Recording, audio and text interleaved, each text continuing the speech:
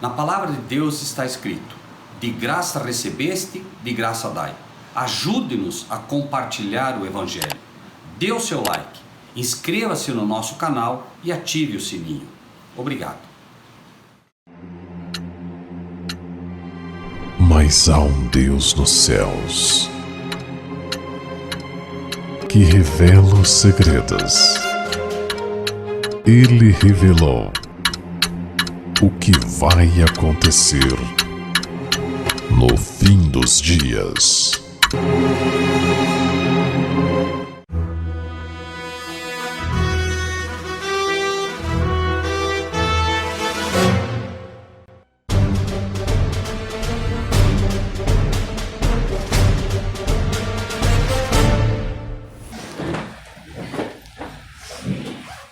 Bom, na semana passada, nós estudamos Mateus 24, né? E, para mim, assim, é até um pouco curioso quando as pessoas...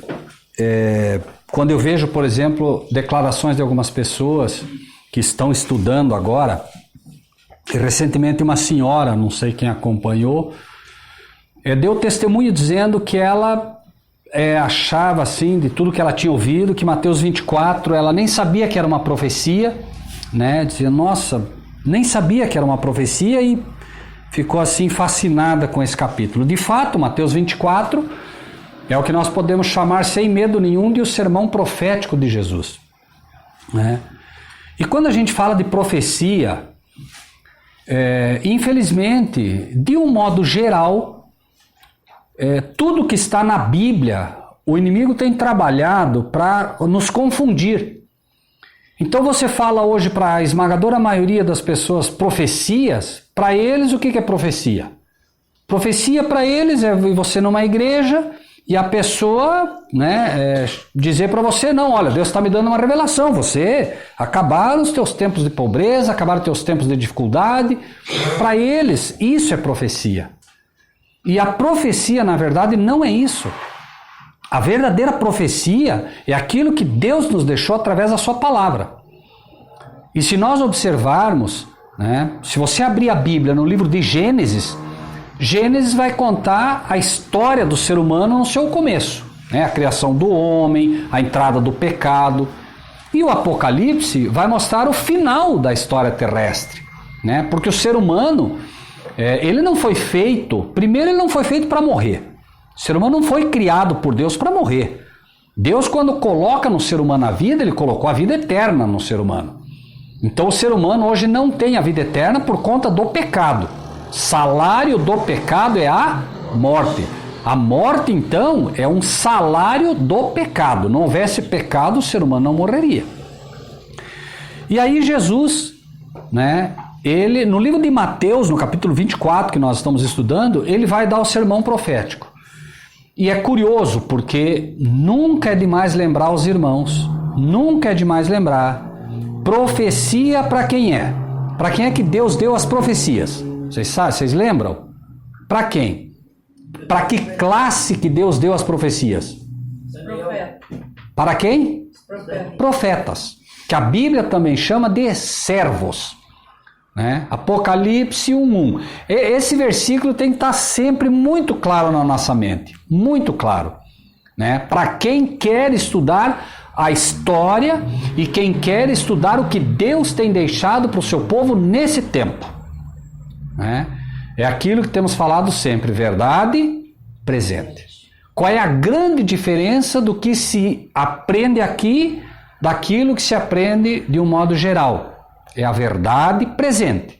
Você tem uma doença, você tem um problema específico, você tem que tomar um remédio específico, né? Assim é a verdade presente. A Bíblia toda, ela é extremamente valorosa. Não há nada na Bíblia que você possa dizer isso não é importante. Mas sem dúvida nenhuma o Apocalipse é o livro para a nossa época, né? E quando a gente fala do Apocalipse, não tem como fugir do livro de Mateus. Porque Mateus é simples. O que motivou Jesus a falar sobre Mateus 24? O que motivou Jesus a falar sobre este capítulo? O que está registrado aqui? Uma pergunta que todo ser humano, não é o cristão não. Todo ser humano deveria fazer. Senhor, que sinal haverá da tua vinda e do fim do mundo? O cristão perguntaria, Senhor, que sinal haverá da tua vinda? E o mundano? Fim do mundo. Então ele atinge os dois. E é inseparável. Hoje, por exemplo, vocês vão ver muita gente falando do fim do mundo. Muita gente. Né? Gente, inclusive, astrólogos, né? Os caldeus do passado, espíritas, enfim. Muita gente que nem cristã falando de fim do mundo. Mas, biblicamente, para quem quer a verdade bíblica, são inseparáveis. Não tem como falar do fim do mundo sem falar da vinda de Cristo. Por quê? Porque o chamado fim do mundo nada mais é do que a vinda de Cristo, certo? Então, abram as Bíblias, quem prefere ir pelo celular. Nós vamos fazer um pequeno resumo aqui, porque muitos não estavam, né?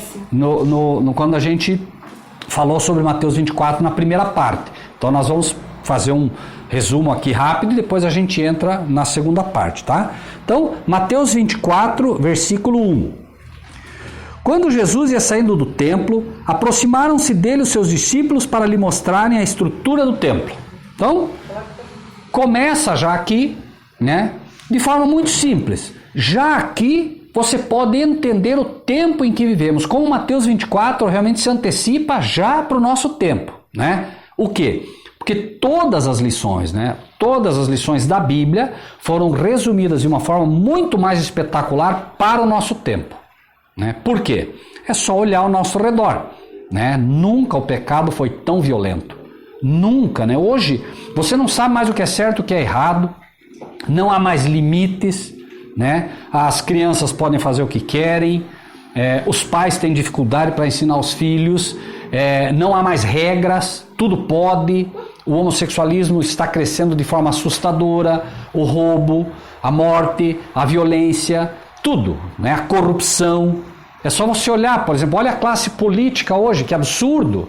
Né? Um dia após o outro traz uma nova realidade de uma corrupção assim imensurável. Né? Você pensa, né? Sai uma notícia lá que ele roubou 400 mil reais e você diz, nossa mãe, quanto dinheiro. E daí no outro dia é 1 milhão.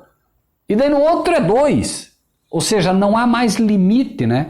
E a gente nunca sabe exatamente, né, onde vai parar isso. Então, Mateus 24, mostrando esse tempo que nós vivemos, diz, né? Quando Jesus ia saindo do templo, aproximaram-se dele os seus discípulos para lhe mostrarem a estrutura do templo. Né? Algumas liçõezinhas básicas. Número 1, o que estava acontecendo? Né? Jesus está saindo do templo e eles querem mostrar para ele a igreja. Veja, Jesus está saindo do templo. Né? O que é uma igreja de fato, biblicamente? O que é uma igreja segundo a Bíblia? Onde 2 ou mais pessoas estiverem reunidas em meu nome, eu me farei presente. Isso é uma igreja. Né? E uma igreja só existe se Cristo estiver presente. A única coisa que pode formar uma igreja é a presença de Cristo no meio dela. Então, por exemplo, se estamos aqui, estamos em nome de Cristo, nós temos uma igreja aqui, certo? Se nós tivermos 10 mil membros de uma instituição eclesiástica e Cristo não estiver lá, não é uma igreja. Me entendem? Então, o que acontecia ali?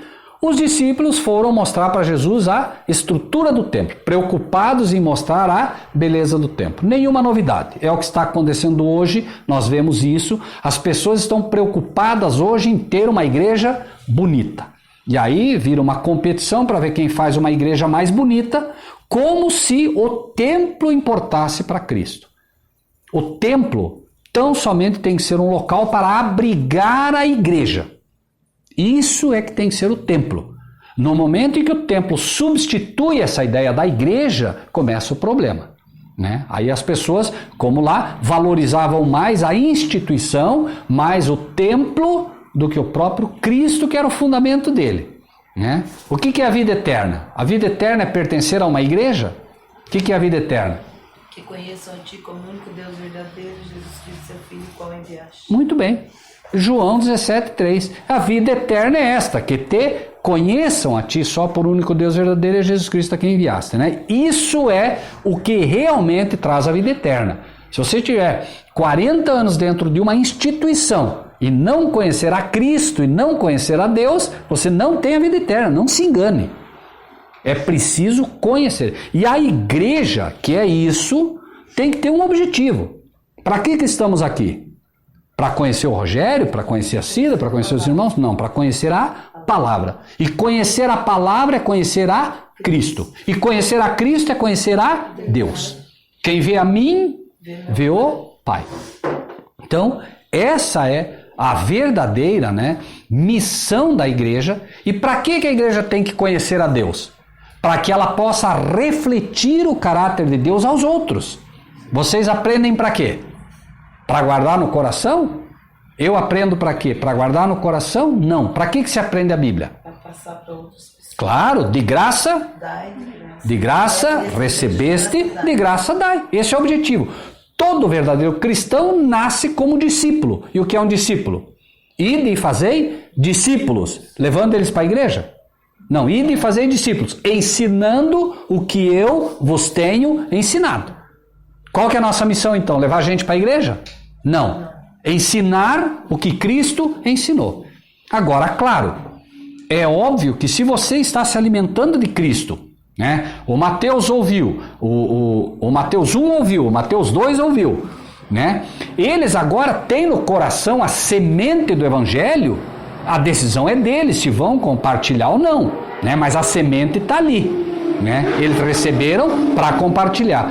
E uma das coisas que faz com que a igreja verdadeira sofra muito. Por que a igreja não aprende como deveria? Né? Primeiro, porque não são bons bereanos. O que é o bereano? Os bereanos eram mais nobres que os tessalonicenses. Por quê? Ouviam de bom grado. Número 1.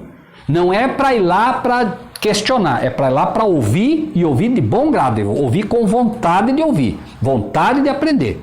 Mas ao mesmo tempo, o que é para fazer? Ouviam de bom grado, mas iam ver se as coisas eram de fato assim. É o que Deus pede, você tem que ser bereano. Ouviu, gostei ou não gostei, não importa. Gostou ou não gostou, qual que é o teu papel? Vai ver se é assim. Porque eu posso não gostar. A primeira vez que a Cida ouviu a verdade presente, ela não gostou. Né? Pode acontecer. Está acostumado a beber água suja, daqui a pouco vem água limpa, você não gosta, mas não é porque a água limpa é ruim, é porque você está acostumado com a água suja, ou vice-versa. Está acostumado a beber água limpa, bebe água suja, daí não vai gostar. Então, de uma forma ou de outra, você tem que aprender a estudar por você. Será que é assim mesmo? Deixa eu ver, ele falou, mas devagarinho vai aprendendo, né? Então, o que estava acontecendo era isso. Jesus, porém, lhes disse, eles estavam mostrando, Senhor, olha que bonita a nossa igreja, Senhor. Olha, nós temos hospitais, olha, Senhor, que beleza. Mostrando para Jesus. E Jesus disse o quê? Imagine você mostrando a tua igreja para alguém. Tá lá, desculpa, como é que é o nome do irmão? Eu me esqueci. O Roberto. Imagine o Roberto, né? Chega para mim e começa a falar comigo. E eu digo assim, irmão Roberto, você tem que conhecer minha igreja, irmão Roberto. Aí eu levo o irmão Roberto a conhecer minha igreja. E eu pego e mostro uma igreja fantástica. Olha só, irmão Roberto. Sabe quanto custou essa janela, irmão Roberto? Cada janela dessa aqui custou 100 mil reais. Estou extrapolando, né? Apenas para... E o irmão Roberto olha para mim assim bem sério e diz o que para mim? Não vai ficar... Pedra sobre pedra. Imagine, gente. O templo era uma maravilha. Eles tinham orgulho daquele templo. E eles estão falando, Senhor, olha que coisa fantástica. É como se estivesse mostrando a cataratas. E Jesus disse, isso aqui vai acabar tudo. Já. E eles então, né, falam isso em Jesus. Porém, eles disse o quê? Não vedes tudo isto? O que ele disse? Em verdade vos digo que não ficará aqui pedra sobre pedra que não seja derrubada. Aqui tem uma outra lição. Não é só o fato de Jesus dizer, olha, no momento que você ama mais o templo, ama mais o tijolo do que a verdade, não há mais razão de existir essa igreja. Me entendem? No momento que você vai falar para alguém da verdade, diz, não, eu já tenho minha igreja. Não há mais razão para aquela igreja existir. Entende? Por quê? Onde está o coração dele? O coração dele está no templo. O coração dele está nas pedras. E o coração do cristão verdadeiro tem que estar onde? Na palavra. Nenhum de nós sabe tanto que não possa aprender sempre.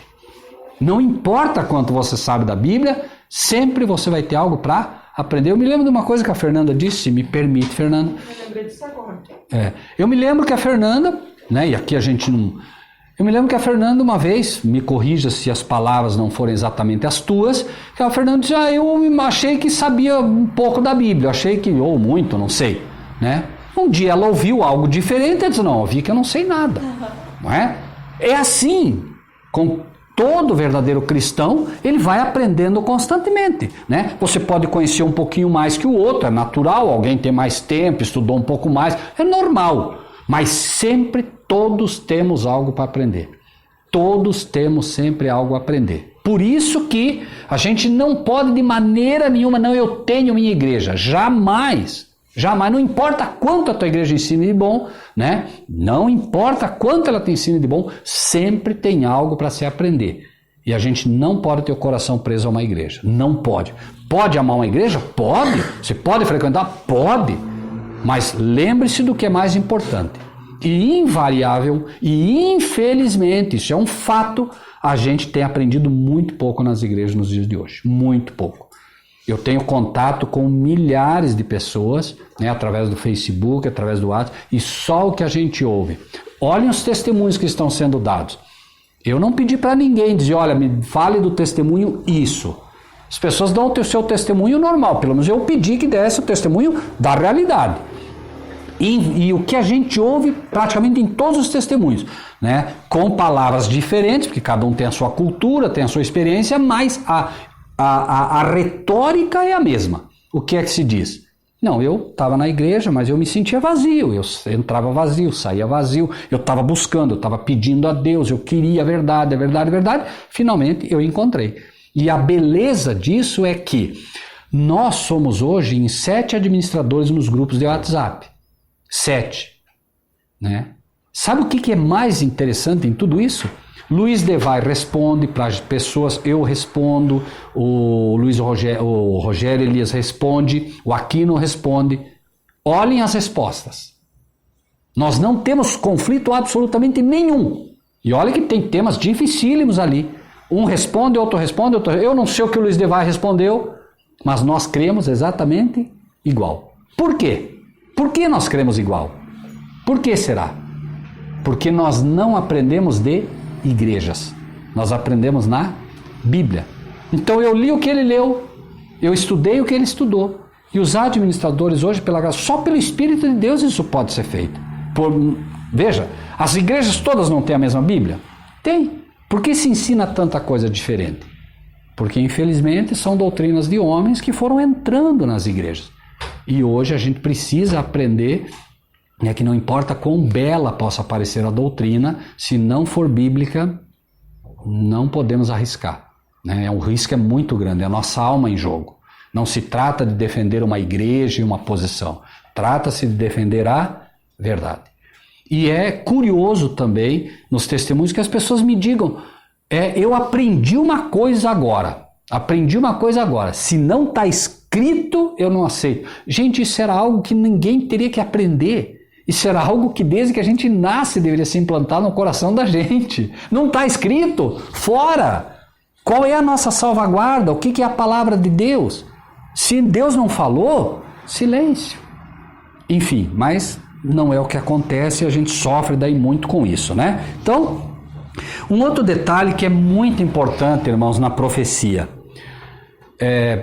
Por que os servos de Deus, e por que a profecia é para os servos de Deus ou os profetas? Né? Por que ela é para eles? Porque um servo precisa aprender o quê? A obedecer. E obedecer é obedecer. Obedecer, se você estiver com dor de cabeça, um exemplo bem hipotético, você está com dor de cabeça, e você diz assim, Senhor, o que eu faço? Estou com dor de cabeça. E um anjo de Deus de verdade aparecer para você e dizer assim, plante bananeira que a dor de cabeça passa, o que você tem que fazer? Plantar bananeira, não tem que discutir. Senhor, plantar bananeira? Pera. Por quê? Porque as coisas de Deus, elas nos parecem loucura. Loucura. Por exemplo, vocês querem ver por que nós não podemos discutir? Infelizmente, muitas vezes é outra dificuldade que a gente enfrenta. Você coloca o que está na palavra, não, imagina que loucura isso. Gente, se Deus falou, não importa, pode parecer absurdo para você. Se ele falou, não questione. Vejam esse caso. Jesus disse para ele, não vai ficar aqui pedra sobre pedra. Agora vamos tentar entender o que ele falou ali. Nós estamos ali, tá? Vamos nos transportar para lá em pensamento. Nós estamos olhando. Jesus está mostrando um templo com pedras de 1 tonelada. Pedras de 1 tonelada. Hoje nós temos guindastes poderosíssimos que, poderiam derrubar uma pedra daquela. Ainda assim não seria tão fácil. Porque essas pedras de 1 tonelada eram encaixadas uma na outra tão milimetricamente que elas formavam um bloco maciço que não tinha como derrubar uma pedra daquela. Não havia a menor possibilidade de você derrubar uma pedra daquela. E Jesus diz o quê? Não vai ficar pedra sobre pedra.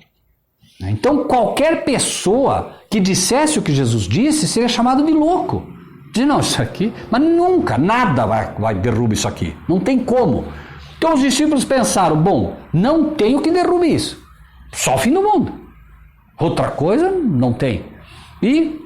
Mas é preciso entender, por exemplo, quando a profecia vem, não há o que questionar.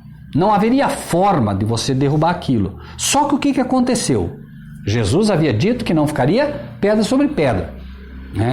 E aí o que acontece? Quando Tito cercou a cidade de Roma e depois o templo, o que aconteceu? O templo era construído com pedras maciças por fora e por dentro haviam tábuas de cedro que eram cobertas com ouro. Então, rente à parede estavam essas paredes feitas por dentro de madeira cobertas de ouro. Certo? É só olhar lá em Êxodo 26, vocês vão ver como que era para fazer, como Deus mandou fazer. Êxodo 26, para quem quiser um dia depois estudar, Então essas paredes, elas eram assim. E o que aconteceu? Quando Tito cerca a cidade depois do templo, um soldado jogou uma tocha acesa dentro do templo, pegou fogo na cortina e queimou tudo aquilo por dentro. O ouro derreteu e foi entrando por dentro daquelas cavidades mínimas de pedra. Foi entrando tudo, Claro, ouro líquido, com o calor muito forte. E aí o que aconteceu? Quando Tito realmente invade o templo em si, e houve uma carnificina enorme, nós não vamos entrar nisso agora, mas apenas para mostrar como se cumpriu o que Jesus disse, os soldados descobriram que o ouro penetrou nessas fendazinhas todas, e o que eles fizeram? Começaram agora a querer tirar esse ouro. E aí não sobrou pedra sobre pedra. Por quê?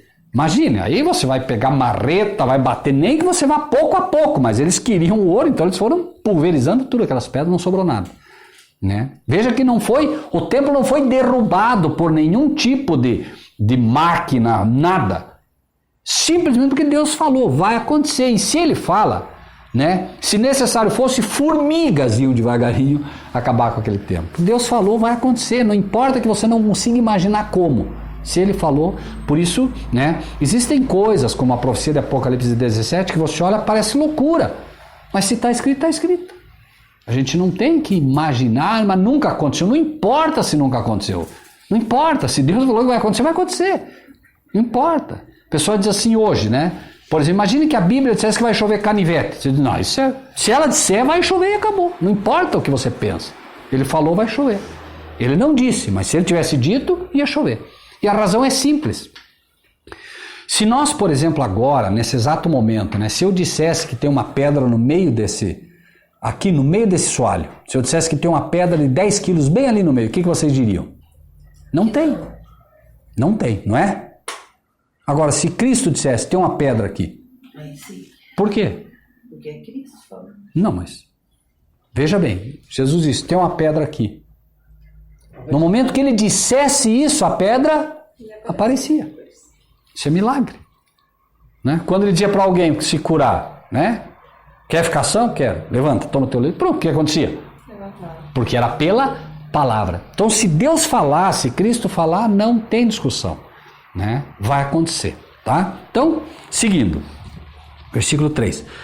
Estando assentado no Monte das Oliveiras, chegaram-se ele e os seus discípulos, em particular, dizendo: dize-nos, quando serão essas coisas e que sinal haverá da tua vinda e do fim do mundo? Tá? Então, quando Jesus fala isso, vamos colocar apenas como exemplo, né? Estamos em Mateus 24, tá? O que acontece? Estaríamos todos nós aqui, todos nós estaríamos lá. Jesus diz: não vai ficar pedra sobre pedra. E saiu. E aqueles que ficaram ali tinham uma escolha agora. Alguns fizeram o quê? Seguiram a Jesus. Peraí, eu quero entender isso. Quero entender. E o que diz o texto ali? Foram em particular perguntar. É o mesmo caso aqui. Imagine que aqui no estudo diz: olha, não vai ficar pedra sobre pedra. E acabou o estudo. O que vocês têm que fazer para aprender? Vão em particular perguntar para Jesus. Então, por exemplo, você está aprendendo, né? Você tem que ter um encontro pessoal com Cristo. Não se trata, repito de novo, de igreja. É um encontro pessoal com Ele. Leiam o texto para vocês verem. Estava todo mundo lá. Que sinal haverá da tua vinda e do fim do mundo? Certo? Jesus disse que não ficaria pedra sobre pedra, etc, etc, etc. A pergunta foi essa. E o texto mostra claramente. Alguns foram perguntar. Além da questão particular com Cristo, o que acontece? É exatamente o que está acontecendo aqui. Houve um primeiro estudo, falou-se. E agora a pessoa ouviu e ela pode escolher. Eu quero mais ou ficar dividida, né? Por exemplo, os dois Mateuzinhos aqui. Não é fácil para essa juventude aprender a Bíblia. Não é fácil, né? Por quê? Porque existe muita coisa que atrai o jovem. Então, eles ouviram e pode ter certeza, hoje eles tinham uma escolha a fazer, como cada um de nós. Eu vou para a festa, né? Ou eu vou ouvir a palavra. Eles escolheram o que os discípulos escolheram. Vieram para estudar a palavra. Os discípulos foram em particular. Eles vieram. Aqui é uma reunião o quê? Particular. É a igreja aqui reunida. Mas é uma reunião o quê? Particular. Eu quero aprender de Cristo. E vem. Né? Então, este é o papel, né, de todo verdadeiro cristão. Tem que ter encontro pessoal com Cristo. Né? Tem que realmente questionar. Senhor, eu não entendi, me ajuda. Né? Vejam, irmãos, eu não sou exemplo para ninguém no que diz respeito, né, às coisas profundas de Deus. Por quê? Porque Cristo é o nosso exemplo. Né? Mas eu posso dizer apenas para os irmãos o seguinte: eu tenho Bíblias, né, uma em particular, que não dá mais para mim estudar. Por quê? Porque não tem mais o que marcar. Isso me faz melhor que os irmãos? Não, não me faz melhor. Mas certamente acaba dando um conhecimento um pouco melhor do que os irmãos têm. Que é algo que todos os irmãos já estão tendo também. Por quê? À medida que você estuda, você tem conhecimento que outros não têm. Não é? Eu sei, por exemplo, de pessoas, essa semana mesmo, uma pessoa até bem conhecida na cidade, né, um empresário, ele disse: olha, eu tenho que confessar, Rogério, eu aprendi mais em 3 conversas com você do que aprendi em 40 anos de igreja. É o Rogério?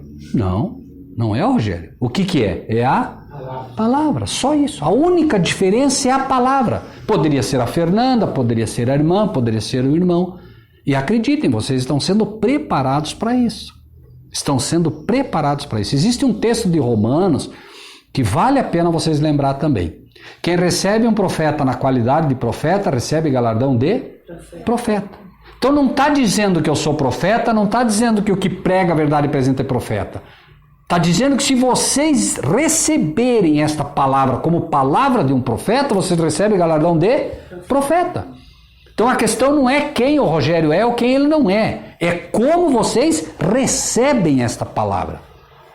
E acreditem, o galardão do profeta é o maior galardão que o céu tem.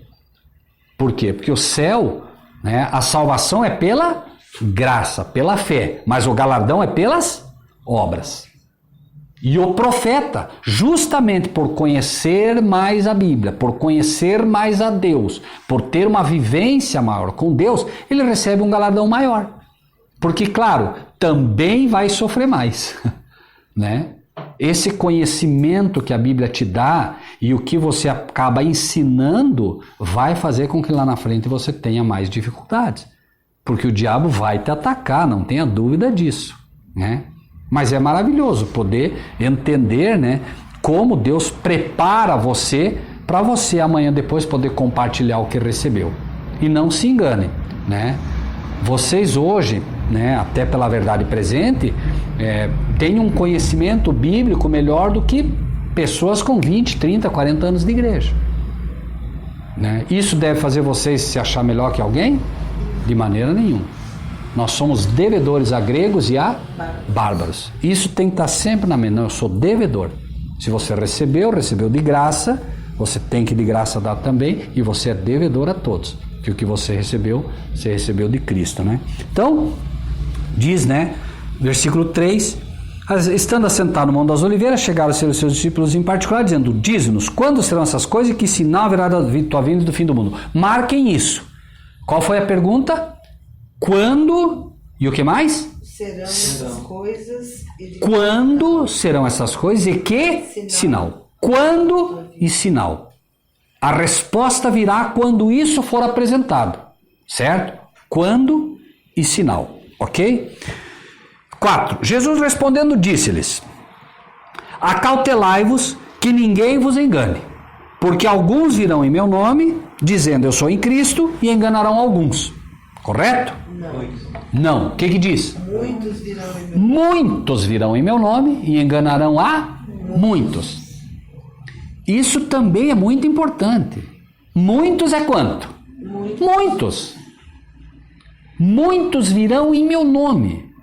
Cascavel. Se tiver aqui 5.000 pastores, quantos no mínimo são falsos pastores? No mínimo quantos? Vamos colocar baixo. 4.990. Não, aí é arriscar demais. Se tem 5.000 e fala muitos, no mínimo tem que ser mais do que a metade. No mínimo, para ser bondoso, ou não? Sim. Ou não? Agora, escolha 30 igrejas. Pergunta em cada uma delas. Teu pastor é um falso profeta? Qual é a resposta? Não, meu pastor... Cada uma delas, nenhum é falso profeta. Por quê? Porque a ideia que se tem é que não, ele é bonzinho. Jesus não está dizendo que ele não é bom. Não está dizendo que ele não é bom. A irmã, desculpa o nome da irmã. A irmã Karina. Vamos imaginar que a irmã Karina é professora de matemática, tá bem? E ela está ensinando que 2 mais 2 é 5. Ela é uma boa pessoa, não é? Ela é uma boa pessoa, né? Ela não é uma pessoa má. Mas ela é uma falsa professora de... Por quê? Está ensinando errado. A questão aqui não é se é má. A pessoa imagina já, não, esse cara é muito... Não é isso que está falando. Ele está falando que é um falso pastor. Um falso pastor ensina o quê? Falsas doutrinas. Ele pode ser a melhor pessoa do mundo, mas é um falso pastor. E lembre-se do seguinte, o diabo, em Apocalipse, que a reta final dele é chamado de quê? Ele é chamado de pai da mentira, ele é chamado de quê? Enganador. O que é o enganador? O que o enganador faz? Engana. Então, muitos falsos pastores. Por quê? Porque estão enganados. E o sujeito, quando mente, sabe que está mentindo, mas o sujeito, quando engana, não sabe que está enganando. Por quê? Porque ele também foi enganado. É simples. Tem muitos pastores que ensinam com sinceridade, mas estão ensinando o erro. Por isso que é difícil detectar o falso pastor. Não é uma acusação. Aí você fala, olha, né, nas matérias que a gente faz, quem acompanha, nós não podemos ter medo de falar a verdade, irmãos. Não podemos. E aí, imediatamente, o que você faz? Quando você diz, por que nós colocamos aqui falsos pastores? Por que a gente não fica quieto? Porque um dia, irmãos e irmãs, um dia vai acontecer, escrevam por favor para não esquecer, vai acontecer o quê? O irmão ama a igreja e ama o pastor dele, ama, mas um dia Cristo está vindo e ele vai perceber que ele foi enganado. E aí, muitos, diz aqui quantos? Muitos, vão chegar uma hora que percebem que foram enganados. E aí eles vão dizer, você sabia e não me falou. Porque o pastor tem que saber. O que a palavra de Deus diz? Se você deseja o episcopado, excelente obra almeja. É necessário, portanto, número 1, que seja marido de uma só mulher. Padre pode ser um bispo, um episcopo? Não pode. Porque a Bíblia diz o quê? É necessário que seja marido de uma mulher. Entendem isso?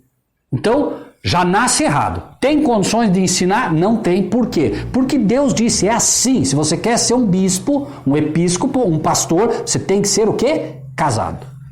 Agora, claro, alguém diria, e Paulo? Paulo resolveu não casar por quê? Porque ele era um missionário, ele viajava. Como é que você vai viajar com mulher abandonando? Então, na verdade, quando ele fala é necessário o episcopado, é o pastor residente, é o sujeito que está no local. Ele tem que ser casado, porque como é que ele vai ajudar a família? Amanhã a irmã, o irmão, enfim, tem um problema no casamento e querem ajuda. Como é que eu vou ajudar se eu não tenho filhos e não tenho uma mulher? Como é que eu vou entender o problema do casal? Impossível. Entendem? Então, é bíblico. Aí amanhã o padre vem e diz, não, você está falando coisa aí, está me julgando, não estou julgando. Quem está te julgando é quem? A palavra. A palavra falou que é para ser casado, é para ser casado. Se é residente, tem que ser casado. Entendem? A Bíblia é que diz como. Recentemente, uma pessoa ficou brava comigo porque a gente postou algo dizendo que pela Bíblia, porque a pergunta foi, pastor gay pode ser pastor? Eu disse, pela Bíblia, não. Você pode ser pastor de uma igreja. Pode, mas nunca de uma igreja cristã. Porque a igreja cristã não aceita isso. Agora, se quer ser pastor de uma, entre aspas, igreja, né, que não prega o cristianismo, sem problema. Ficou bravo. Não, você não pode falar isso, porque isso... Veja, a Bíblia é taxativa. É preciso ser marido de uma só mulher. E é uma só também. Né? É uma, não é duas. A Bíblia, né? Então a Bíblia se levanta soberana em todos esses casos e a gente tem que aprender a ensinar a verdade. Doa quem doer. Porque, repito, amanhã, né? Por exemplo, imaginem um grupo desse e nós aqui em várias reuniões, eu disse, não vou arrumar confusão, porque se eu falar disso, eles vão ficar bravos. E vocês acreditam que esse grupinho aqui, esse grupo podia ter muito mais gente. Era só a gente ensinar um evangelho mais bonitinho, mais tranquilo, começar a dar uns pulos aqui, oferecer dinheiro, milagre. Podem ter certeza. Quais são as igrejas que enchem hoje? Como é que uma igreja enche? Pode pegar, pegue 3 igrejas, pegue monte 3 templos. Aqui, põe uma placa lá, né? Prosperidade. Placa aqui, milagre e cura. Placa aqui, Jesus salva. Vamos ver qual que enche. Qual é que vai encher?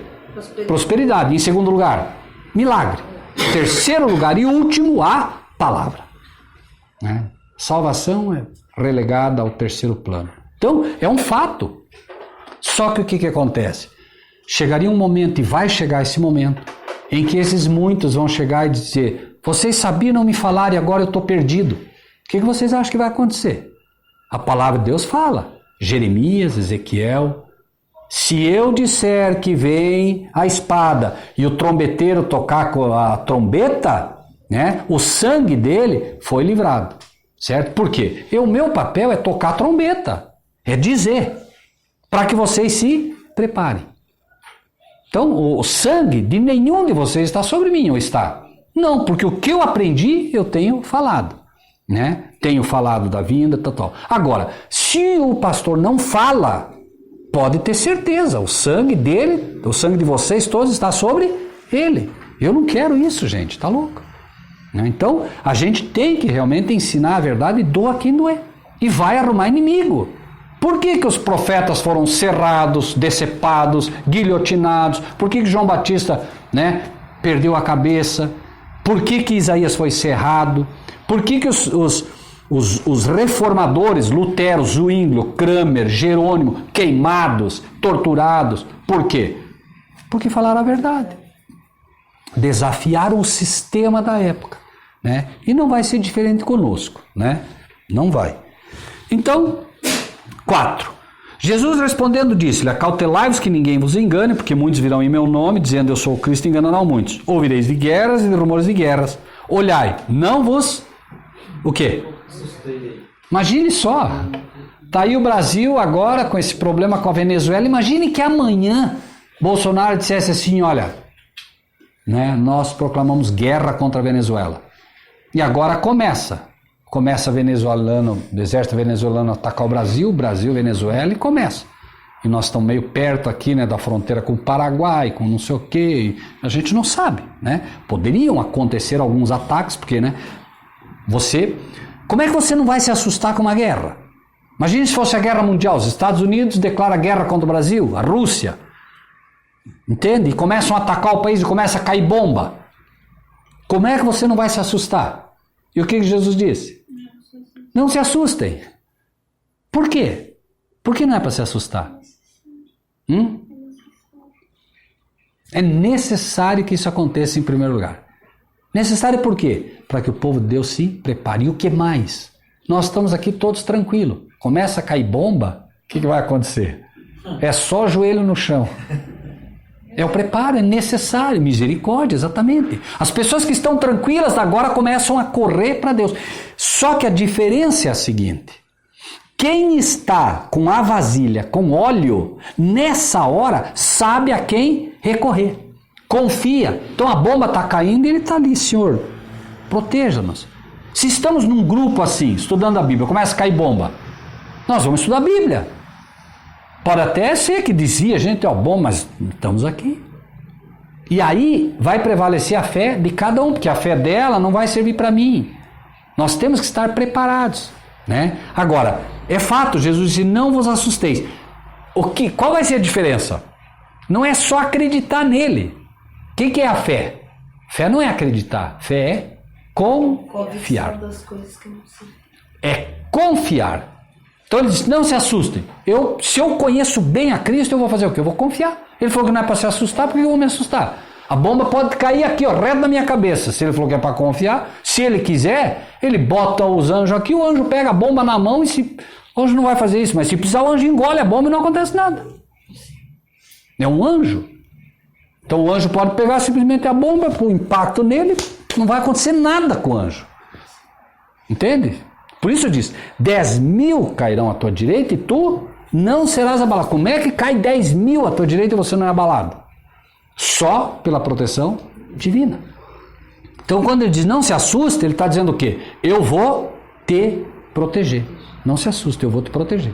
Mas é obviamente que aí vem a fé, Não vos assusteis, porque é necessário que isso tudo aconteça, mas ainda não é o fim. Então vai acontecer a guerra de dimensão colossal, vai acontecer a terceira guerra, Guerra, rumor de guerra, não diz só rumor de guerra, guerras e rumores de guerras, Então, vai acontecer a guerra e nessa hora vai prevalecer a fé de cada um, O que mais? Porquanto se levantará, versículo 7, nação contra nação, reino contra reino, haverá fome, pestes, terremotos em vários lugares, Hoje, por exemplo, se falou de um terremoto, olha, terremoto, escala 4 na escala Richter. Acreditem, gente, vai faltar número de escala para os terremotos. Não vão conseguir medir. Os terremotos que vêm são violentíssimos. O ser humano não tem como medir o que vem. Porque Jesus, falando exatamente disso, falou que haveria um tempo de angústia como nunca houve. Nunca houve. Então, peraí, nós já tivemos terremotos violentíssimos. O terremoto de Lisboa foi um terremoto mas enorme. Aconteceu desde Portugal até a Groenlândia. Eu nem faço ideia de quantos quilômetros é isso, mas acreditem, é muito. E ele disse que vai haver uma angústia como nunca houve. Não quero assustar ninguém, mas estudo é estudo, gente. A gente precisa se preparar. Jerusalém, as mães comeram os filhos de fome. E ele disse que vai acontecer algo que nunca houve igual. Você imagine só. Tito pregou milhares de judeus na cruz. Porque eles escapavam de Jerusalém para pegar comida, os soldados pegavam e crucificavam eles. Não tinha mais lugar para crucificar a gente. E Jesus comparou a destruição de Jerusalém com o fim do mundo. Então, o que vem realmente é pesado. Mas Deus diz isso para a gente se assustar? Não. Está dizendo porque eu estou dizendo para vocês, porque vocês são meus servos. Eu falo para vocês porque eu vou cuidar de vocês. Eu falo para vocês porque eu quero que vocês se preparem. Senão eu não falaria.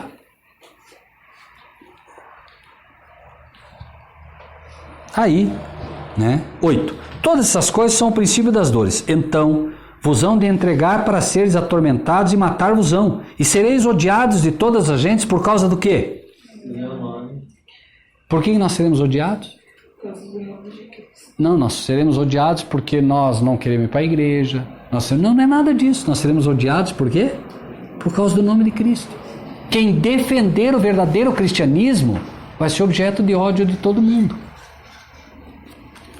Por quê? Porque é o inimigo quem vai incitar as pessoas contra os verdadeiros cristãos. Nesse tempo, muitos serão escandalizados e o quê? Trair-se uns aos outros, e uns aos outros os aborrecerão. Então vai acontecer que você, entre aspas, está na igreja, mas você é uma pessoa que não aceita qualquer coisa. Você quer a verdade, você defende a verdade. Vão te trair. E o que mais? Aborrecidos. Esse sujeito aí não dá, esse aí não é bonzinho. Esse não é um bom irmão. Esse é um irmão problemático. E já está acontecendo.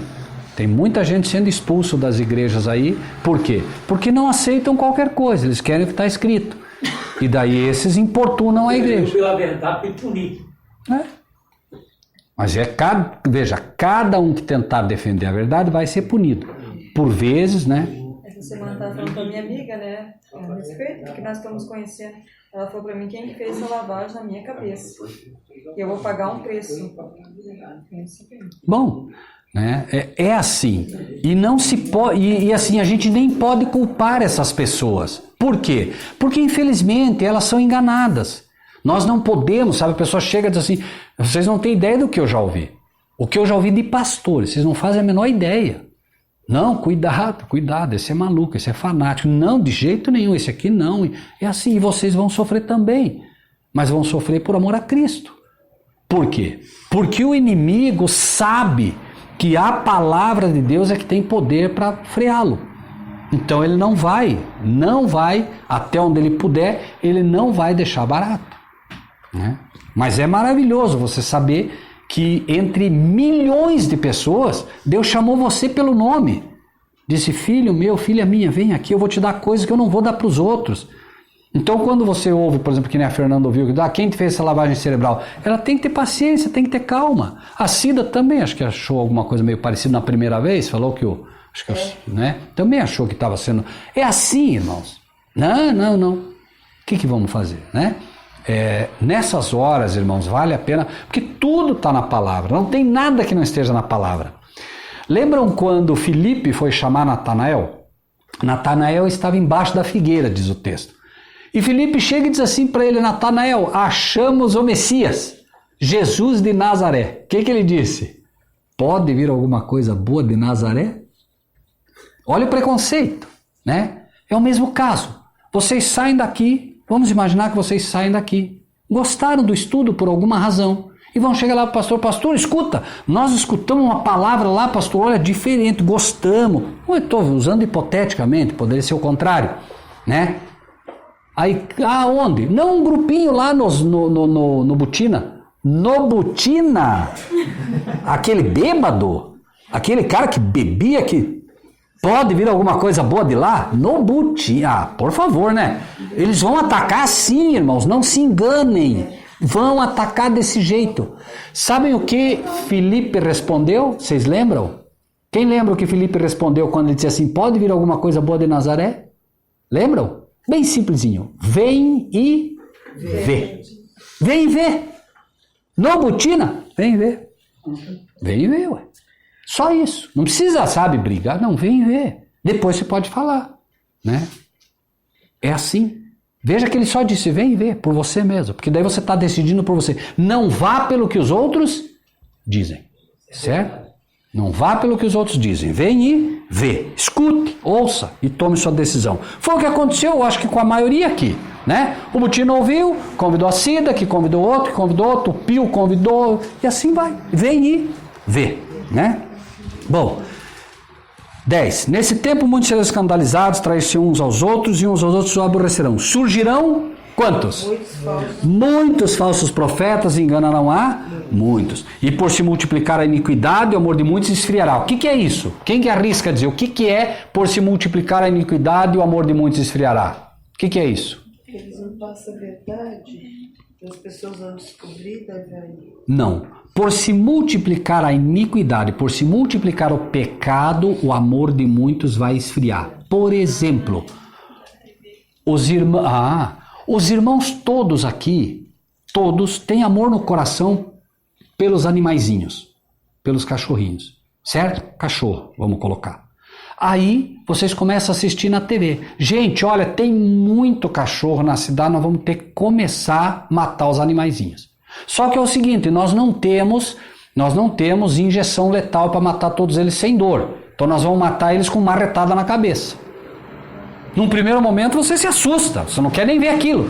Mas comece a ver todo dia para ver o que acontece. Comece, acostuma. Por se multiplicar a iniquidade, o amor de muitos esfriará. O teu amor agora esfria. Por quê? Porque você está vendo todo dia. E mais, não é só isso.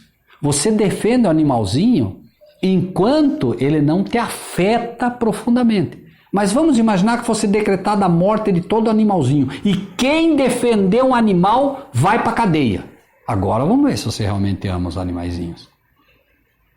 E vai mudar para uma outra forma. Grupos como esse de estudo vão ser proibidos. Agora é proibido estudar a Bíblia dessa forma. Não hoje. Daqui a pouco vai ser proibido, não se enganem. Aí é que vão aparecer quem realmente quer seguir a Cristo. Entende? Por quê? Multa, cadeia e finalmente a morte. Foi o que aconteceu no passado e vai acontecer de novo. Quem estudasse a Bíblia no passado, o que aconteceu com eles? Queimados, torturados, mortos. Então, né? Só que olha que bonito. Até agora foi só tristeza. Né? Então, vamos ver agora as promessas, né? Por se multiplicar a iniquidade, o amor de muitos se esfriará. Mas aquele que perseverar até o fim será salvo. Então, fé, gente. Não deixe que o povo te engane, né? Mantenha a fé. E o que mais? E este evangelho do reino será pregado em todo o mundo, em testemunha a todas as gentes, e então virá o fim. Não se engane. Quando Cristo vier, ninguém terá desculpa. Eu não ouvi. O evangelho vai ser pregado a todo o mundo. Sabe que hoje, há muito tempo, eu dizia, Senhor, eu queria poder ter uma forma, Senhor, de poder, de poder levar a Tua palavra de uma forma mais eficiente. Porque, Senhor, como é que a gente faz? Vai imprimir folheto, né? R$500 para imprimir 5.000 folhetos. Aí você vai levar 4, 5 dias para entregar 5.000 folhetos. Desses 5.000 folhetos, né, 3% talvez aceitem. E eu dizia, Senhor, e o Senhor sabe, eu entendo que o Senhor tem me dado algumas coisas assim que para mim elas são pérolas, eu gostaria que outros pudessem receber. E eu dizia, Senhor, quando começou o e-mail, né, a ser ventilado, eu começava a disparar pelo e-mail, mas vai muito pouco, porque o próprio e-mail travava. Irmãos, hoje nós não temos mais nenhuma desculpa. Nenhuma. Nós temos aí uma página no Facebook com 230 mil pessoas. Você pega uma matéria, como um estudo desse, resumido, né, com R$30, você faz chegar para quase 50 mil pessoas. R$30. Alcança quase 50 mil pessoas. Aqui eu acredito, não todos, mas eu acredito que a maioria tem o Facebook, um Instagram, um WhatsApp. Irmãos, não por nada. O que custa pegar uma matéria, né, e pelo WhatsApp mandar para os amigos, mandar para os parentes? Ah, mas eles não querem. Manda. Eu mando. Manda. Não importa. Quando ele disser não me mande mais, agora você respeita a decisão dele e não manda mais.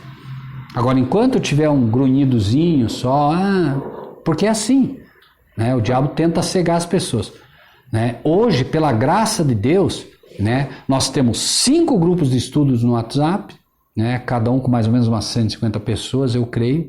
Todo dia vai uma matériazinha. Dá trabalho para fazer, você tem que estudar, você tem que montar, você tem que preparar. Não estou falando por mim não, por favor, nós temos administradores. Mas hoje, ninguém mais tem desculpa, nem para ouvir e nem para compartilhar. Porque você pega hoje o próprio Facebook, como falamos, quem tem, mas o Facebook é uma ferramenta do diabo. Tá bom, tá bem que é uma ferramenta do diabo. O Facebook é uma ferramenta, é um instrumento como outro qualquer. Pode ser usado para bênção e pode ser usado para maldição. Depende do que você vai fazer. Você é um vaso de honra ou um vaso de desonra. Depende do que você vai fazer. Se você prega o evangelho, você é um vaso de honra. Agora, se você não prega, se você não ensina, eu não estou falando, por favor, só. Você pode ensinar dando um bom testemunho, no comportamento, em tudo, né? Então, assim, hoje nós podemos fazer um trabalho espetacular. Vamos imaginar o seguinte, que cada um que esteja aqui, né, vamos colocar no Facebook apenas como exemplo, tá bom, gente? Porque tudo isso é o nosso trabalho. O evangelho será pregado, mas será pregado por quem? Pelos anjos? Não, por nós. E a questão é, Jesus está dizendo, o evangelho será pregado. Aí você diz, bom, já que vai ser pregado, deixa eu descansar. Não, filha, não, você não entendeu, filha, você não entendeu, filho. Eu quero que você participe disso. Eu quero que você seja um instrumento na minha mão para isso. Não tenham dúvida, irmãos. Toda essa rede de internet que está aqui, ela está sob o cuidado de Deus. Olha quanta notícia chega até nós que não chegaria pela mídia comum. Quanta mensagem. Que mensagem dessa você vai ouvir na mídia comum? Repito, não estou falando pelo homem. Eles barram.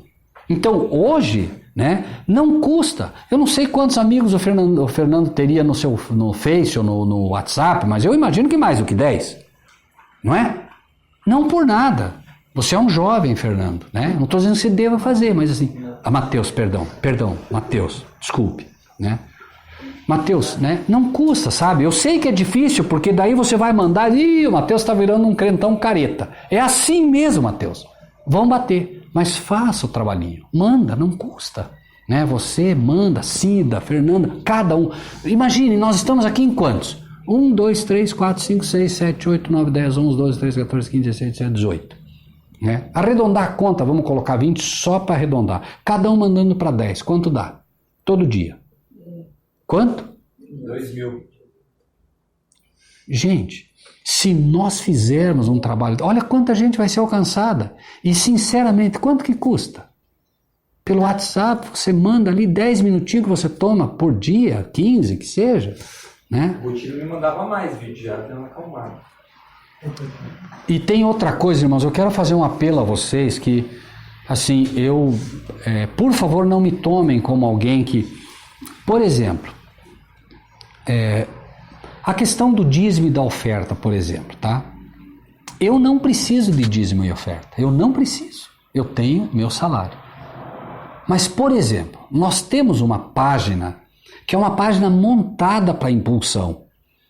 Então, se você diz assim, Rogério, eu quero colaborar, eu vou dar R$20 para fazer com que tal matéria alcance mais gente. Com R$20, eu vou impulsionar uma matéria que você pode escolher, eu gostei dessa, você pode acompanhar. Você pode acompanhar lá quem vai receber, você pode responder quem vai receber. Isso é evangelismo. Você não precisa ser um pastor, você não precisa ser um ministro, você não precisa ser um ancião, nada disso. Entende? Você está ajudando o evangelho de uma forma muito mais simples. Imagine você ter que sair e visitar 1000 pessoas. Você não precisa fazer isso. Você simplesmente ajuda, né? Esse material vai chegar para 1.000, 3.000, 5.000 pessoas com 20, 30, 50 reais. Convenhamos, gente, 50 reais é uma pizza. Então, no final das contas, veja, eu não estou fazendo um apelo para mim, por favor, só quero que pensem, porque às vezes já aconteceu muitas pessoas dizer, Rogério, vocês têm que fazer mais apelo para as pessoas ajudar, porque as pessoas não sabem, tem pessoa que quer ajudar e não sabe que pode. Entende? Então, apenas por isso. Esse evangelho vai ser pregado, irmãos. Quer a gente queira, quer não. A questão é só se eu vou ou não participar disso, né? Enfim. Agora sim, capítulo 15, tá? Quando, pois, vejam só, lembram lá da pergunta? Capítulo 24 de Mateus, versículo 3. Dize-nos, estando assentado no Monte das Oliveiras, chegaram a ele os seus discípulos em particular, dizendo, dize-nos o quê? Quando serão essas coisas e que sinal haverá da tua vinda e do fim do mundo? Agora Jesus vai responder a pergunta. Ele deu uma série de pequenos sinais. Haverão falsos cristos, falsos profetas, etc, etc, etc. Mas agora ele diz, quando, essa foi a pergunta, quando, pois, virdes que a abominação da desolação, de que falou o profeta? Daniel. Está no lugar santo, quem lê? Quem lê? E o que a gente escuta? Não, eu, Daniel, não entendo. Não entendo. Não, eu, Apocalipse, não entendo. Infelizmente. Claro, por quê?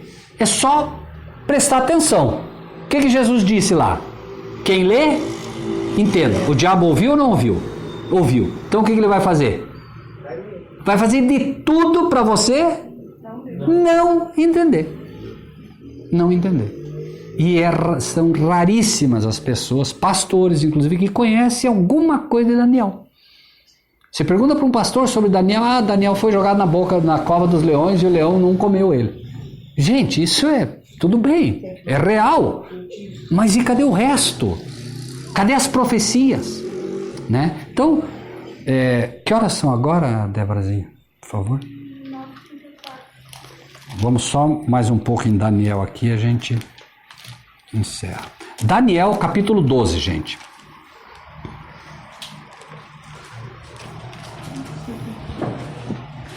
Estava falando do fim do mundo, certo? Mateus, né? Daniel 12, tá? Daniel 12 é simples. É o último capítulo de Daniel, obviamente, então, que são os últimos momentos da vida terrestre. São os últimos momentos proféticos. Daniel 12, né? Então, o que vai acontecer, né? 12:1. Naquele tempo se levantará Miguel, o grande príncipe, que se levanta a favor dos filhos do teu povo, e haverá um... Então, peraí. Fato. Está muito próximo um tempo de angústia. E que tipo de angústia? Qual nunca houve, veja que é o mesmo caso que nós vamos encontrar lá em Mateus. Qual nunca houve, desde que houve nação até aquele tempo. Mas naquele tempo... O quê? Livrar-se ao teu povo, todo aquele que se achar escrito no livro. Então tudo que foi falado em Mateus 24 é para dar medo? Não, ele já está dizendo claramente. O que ele vai fazer? Leiam de novo. Naquele tempo se levantará Miguel, o grande príncipe. Irmãos, essa é outra coisa que... Quem é Miguel? Quem é Miguel? Miguel é Cristo, tá? Por quê? Só para vocês entenderem isso, tá? Apocalipse 12, depois vocês podem ler. Vamos ler só para ficar claro, porque tem muita gente que tem dúvida com isso e vale a pena entender isso, tá? Nem que a gente fique só com isso hoje, não há problema, tá? Que isso vai gerar... Apocalipse 12, tá? Leiam o versículo 7, por favor. Alguém leia o versículo 7 em voz alta para todo mundo. E houve guerra no céu. Peraí. Houve... Guerra no céu. Ok. O que diz? Miguel e os seus anjos batalharam contra o dragão. E o dragão e os seus anjos batalhavam. Peraí. Lá no céu, quem que estava? Quem estava lá? Miguel. Da hierarquia. Não, a hierarquia celestial, qual que é? Quem vem em primeiro lugar no céu? Deus. Depois dele? Jesus. Depois dele? Prestem atenção, por favor. Vamos lá, eu sei que não é fácil. Revelação de Jesus Cristo. Numerem nas mãos para não errar. Revelação de Jesus Cristo. a qual Deus lhe deu. Quem vem primeiro então? Deus. Revelação de Jesus Cristo, a qual Deus lhe deu. Então, Deus, Jesus. Revelação de Jesus Cristo, a qual Deus lhe deu para mostrar aos seus servos as coisas que brevemente devem acontecer e pelos seus anjos. As notificações. Não, preste atenção. Revelação de Jesus Cristo, a qual Deus lhe deu para mostrar aos seus servos as coisas que brevemente devem acontecer e pelos seus anjos. É isso? Não. Pelo seu anjo. Anjo. Não é anjos. Anjo. Então, peraí. Revelação de Jesus Cristo, a qual Deus lhe deu para mostrar aos seus servos as coisas que brevemente devem acontecer e pelo seu anjo singular enviou a João, seu servo. Então, peraí. De novo. Vamos lá, irmãos. Para não errar. Quem vem em primeiro lugar? Deus. Quem vem em segundo lugar? Cristo. Quem vem em terceiro lugar? Qual é o nome do anjo que vem em terceiro lugar? Gabriel. Ah, ótimo. Qual é o nome do anjo que vem em terceiro lugar? Gabriel. Que classe de anjo é Gabriel? Arcanjo. Não. Vamos lá, é para errar para aprender. Querubim. Não. Ah, querubim. Prestem atenção nisso. Querubim. Então, peraí. Vem o Pai, que é Deus. Vem o Filho. E vem Gabriel, que é um anjo querubim. Tá bem? Sim. Miguel é o quê? O que a Bíblia diz que ele é? Não, Cristo eu disse para vocês. O que diz que ele é? Vamos ler um pouquinho aqui de novo, só para... Houve batalha no céu. Miguel e os seus anjos batalhavam contra o dragão. E batalhava o dragão e os seus anjos. Então, peraí. Miguel é arcanjo. O que é arcanjo? O que é arc? Líder. Anjo. Líder dos anjos. Quem é o líder dos anjos? Cristo. O que quer dizer Miguel? Aquele que é como Deus. Quem que é como Deus? Cristo. Tá bem? Miguel é o nome que Cristo tem quando em batalha. Vejam o texto de novo que vai ficar bem claro. Se nós temos uma hierarquia e o texto diz que batalharam dragão e os seus anjos. Quem é o dragão? Satanás. Com quem que ele lutou? No deserto, com quem que ele lutou? Com Cristo. Com quem que é a batalha de Satanás? Com Cristo. Então, Miguel é Cristo. Ele é chamado de líder dos anjos. Veja que diz, será que os anjos são de Gabriel? Do querubim? Não. Os anjos são de Cristo. Porque diz, Miguel é os seus anjos. Os anjos, então, que batalharam no céu foram os anjos de Cristo. Tá bem? Cristo liderando e os anjos na batalha. Por isso vocês vão ver agora como fica claro Daniel 12. Voltem para Daniel 12. Naquele tempo, o quê? Se levantará Miguel. Nesse tempo agora de angústia, Cristo se levanta para defender o seu povo. Tá? Então, se levantará Miguel, o grande príncipe, gente. Quem é o rei? Deus. Quem é o príncipe? Cristo.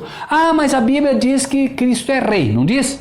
Sim, futuro. Quando ele vier, ele vem como rei dos reis e senhor dos senhores. Mas por enquanto ele é príncipe. Até que ele receba a sua herança, que é a terra que ele resgata. E nós, hoje ele nos tem por promessa. Mas quando ele herdar cada um de nós, de fato, daí ele é rei. Entendem? Existe um tempo para cada coisa. Tá bom? Então... Naquele tempo se levantará Miguel, o grande príncipe, que se levanta pelos filhos do teu povo. Haverá um tempo de angústia qual nunca houve, desde que houve nação até aquele tempo. Mas naquele tempo, livrar-se-á o teu povo, todo aquele que se achar escrito no livro. E muitos, todos, o que diz ali? Então não é todos, tá bem? Muitos dos que dormem no pó da terra ressuscitarão. Haverá um grupo especial, grupo que prega verdades como estas... Nós vamos estudar isso com mais carinho outra hora, que pregaram a verdade presente, que já descansaram, vão ressuscitar. O que eles pregavam? Eles pregavam a vinda de Cristo. Mas Cristo veio? Não. Então eles vão levantar para ver o sonho deles realizado, entende? Eles pregaram a vinda de Cristo, não puderam ver, morreram, sabe como? As pessoas dizem, cadê? Cadê Cristo? Você não falou que Cristo ia vir? Cadê? Ah, você não falou que Cristo ia vir? Cadê? Pode ver que eles dizem tarda, né? Morreram, dizendo, Senhor, não se cumpriu o que pregamos, mas vai se cumprir. Eles vão se levantar para ver Cristo vindo nas nuvens do céu, porque pregaram a vinda de Cristo. Entende? Eles vão ver aquilo que é, né, o objeto da pregação deles, né? Então, muitos dos que dormem no pó da terra ressuscitarão, uns para a vida eterna e outros vergonha e desprezo eterno. Lembram que Jesus, quando ele estava sendo ali julgado pelos sacerdotes da época, lembram que ele disse? Vereis o Filho do Homem vindo nas nuvens do céu. Lembram disso? Esses vão ver. Da mesma forma que há uma ressurreição parcial para aqueles que pregaram a vinda de Cristo e viveram essa vinda de Cristo, também vão ressuscitar aqueles que participaram ativamente na perseguição dos verdadeiros filhos de Deus. Então, aqueles que crucificaram Cristo, aqueles que vão nos perseguir, aqueles que perseguiram os reformistas do passado, John Hus, Jerônimo, Knox, todos esses que morreram na estaca queimados, aqueles que mandaram queimar vão tudo ressuscitar para ver Cristo vindo nas nuvens do céu, porque duvidaram também. Perfeita a Bíblia, vê como Deus é um Deus perfeito. Não, né? Esse é o galardão negativo, infelizmente, mas é, né? Agora, com isso a gente vai encerrar para que vocês tenham isso em mente, tá? Olha só, muitos uns para a vida eterna e outros para a vergonha e desprezo eterno. Os sábios, quem? Os sábios resplandecerão como o resplendor do firmamento. Quem são os sábios? Veja, claro, lembra que foi dito lá, olha só o texto, ó. Os sábios, pois, resplandecerão como o resplendor do firmamento. E os que a muitos ensinam a justiça refulgirão como as estrelas sempre e eternamente. Então, os sábios. O princípio da sabedoria é o temor de Deus. Então, peraí. Sábio. Só pode ser sábio quem teme a Deus. Certo? Mas a Bíblia também diz, né? Teme a Deus e guarda os seus mandamentos. Porque este é o dever de todo homem. Então, peraí. Sábio teme a Deus. E quem teme a Deus, guarda os mandamentos. Então, quem são os sábios, finalmente? São os que, o quê?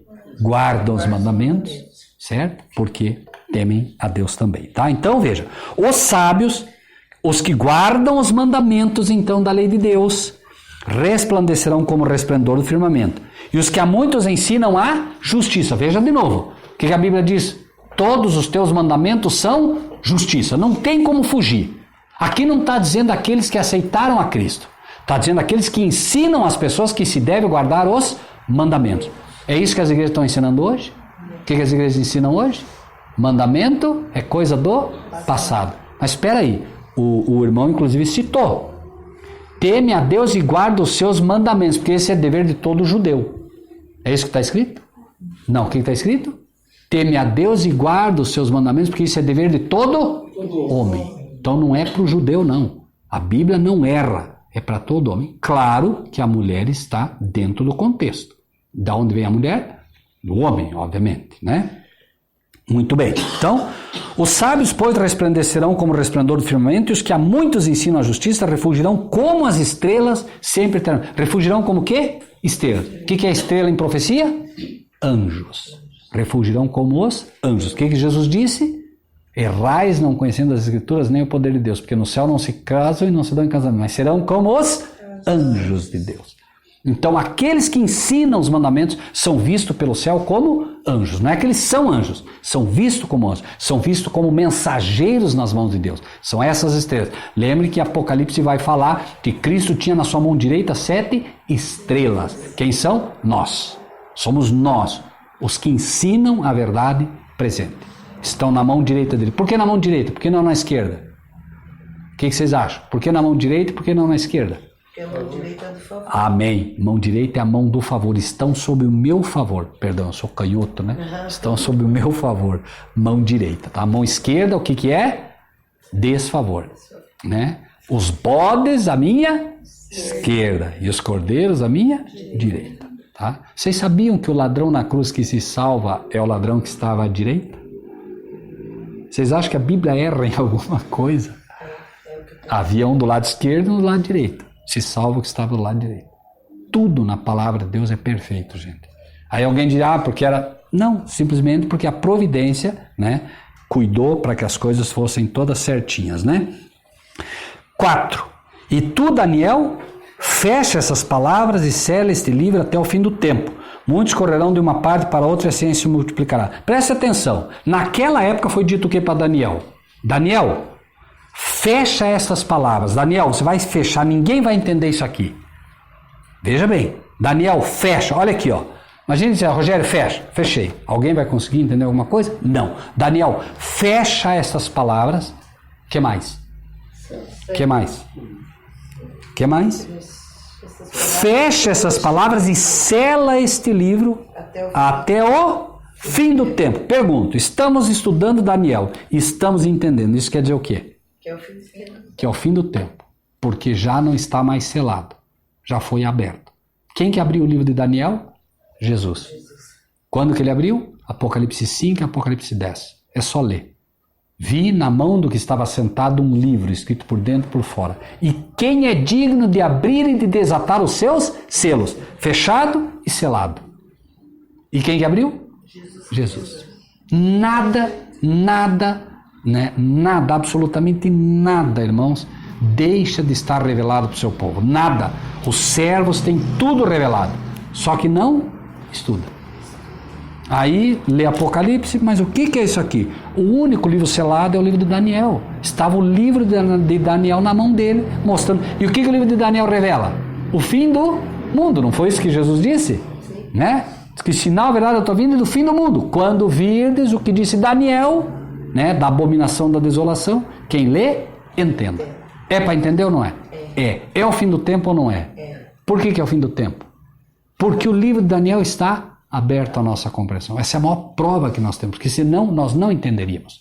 Como não foi entendido no passado. As pessoas não entendiam. Podiam tentar ler, era como se estivesse fechado, como se estivessem cegos. Jesus abre e agora nós temos o entendimento, porque estamos no tempo do fim. Tá bem? Semana que vem, continuamos aí, nós vamos ver se conseguimos encerrar Mateus 24, tá bom? Daí, claro que nós vamos ter que cruzar Daniel de novo e daí vai entrar um pouquinho no Apocalipse também, tá bom? Vamos orar? Na palavra de Deus está escrito que nós devemos compartilhar o que recebemos. Assim, se você gostou desse vídeo, dê o seu like, inscreva-se no nosso canal e ative o sininho.